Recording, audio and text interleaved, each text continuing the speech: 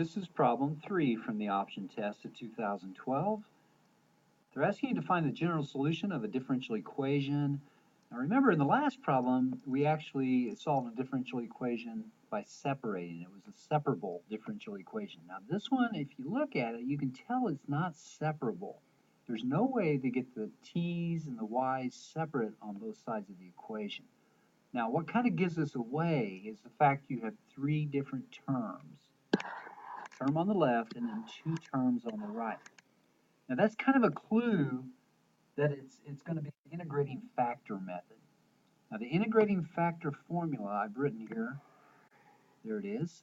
Remember, you have to have derivative plus a function of x times y equals another function of x. Well, the one they give you really doesn't look exactly like that, but we can kind of rearrange things and put it in that form.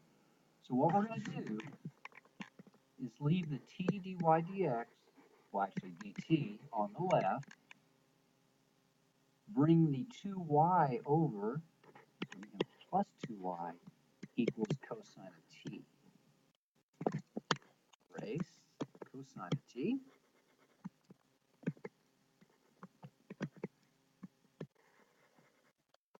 So in this equation, they're giving you t instead of x, so whatever normally would be x will be t.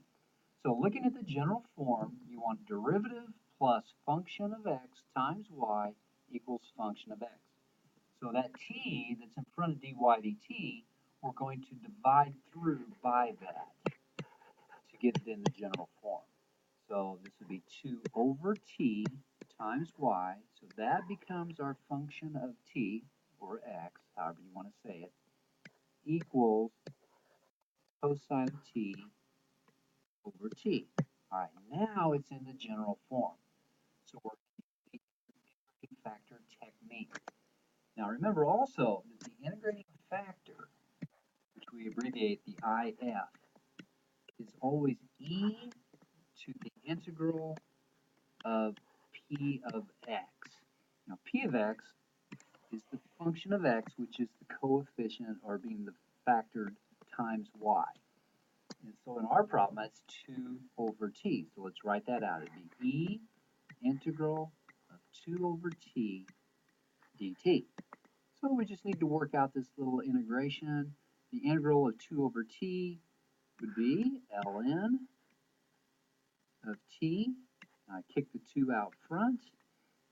Now we're going to simplify that. We know that e 2 ln t is the same as e ln t squared using the log property. And e to the ln of anything is that thing. So this whole thing becomes t squared. So our integrating factor is now t squared.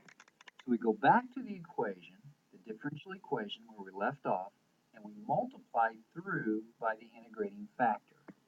So let's write that out. T squared dy dt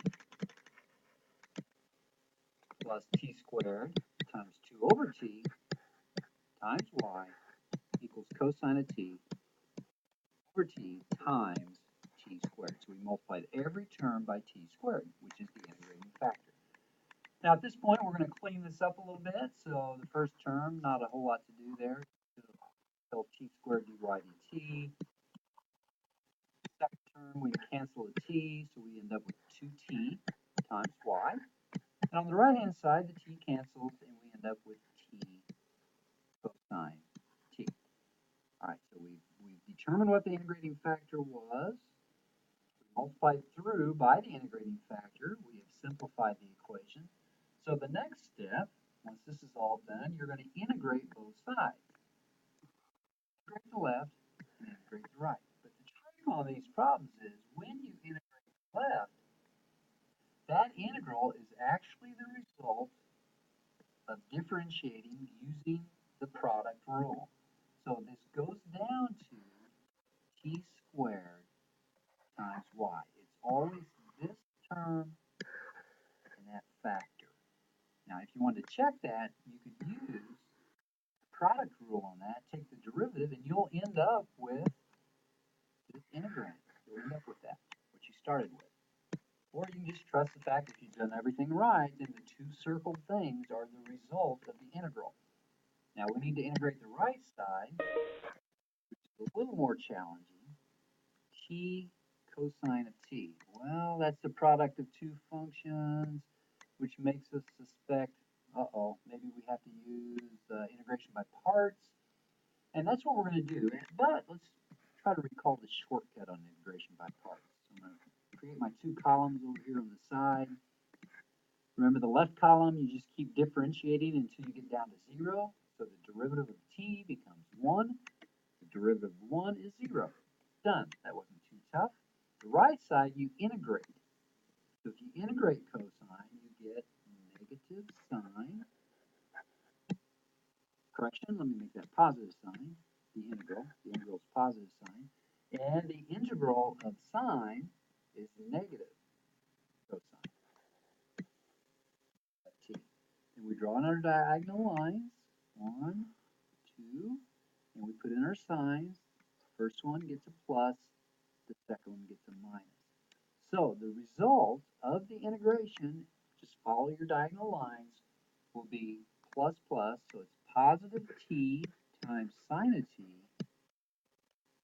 and then we have minus minus, which becomes plus t, or rather 1 times cosine t. And also, we're going to have a plus c thrown in there, which let's just wait till the end and we'll put our plus c in, because we're trying to find the general solution to the differential equation. All right, so if they want the general solution, what they want is you to take that result and solve for y. Well, that's easy enough, so we're going to take y and divide through by t squared. So we get t over t squared, sine of t, plus cosine of t over t squared.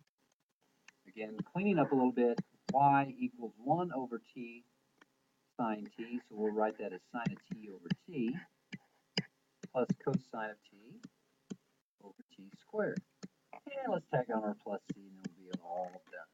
So there is our general solution to the original differential equation by using the integrating factor method, which is on your formula sheet, and finding the integrating factor as we did over here on the right hand side.